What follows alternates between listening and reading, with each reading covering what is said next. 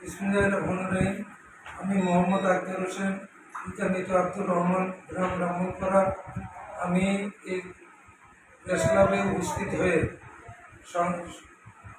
সংবাদ সম্মেলন করিতেছি।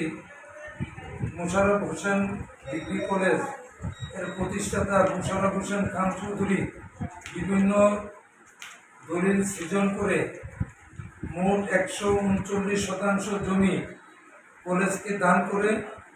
আসলে এই ভূমি যেসব দলিলে উল্লেখ করে এই ভূমি ক্রয় করেছে, ওই দলিলের অস্তিত্ব আছে, কিন্তু দাতা গ্রহীতা মিল নেই। আমি মোশাররফ হোসেন কলেজের যে নামটা, এই নামটার পরিবর্তন চাই এই কারণে, যেহেতু এই সম্পত্তির মালিক মোশাররফ হোসেন খান চৌধুরী নয়। কলেজ ঠিকই থাকবে, কলেজ যথানিয়মে চলবে। আমি বরাবরই কলেজের পক্ষে, কলেজের বিপক্ষে নই।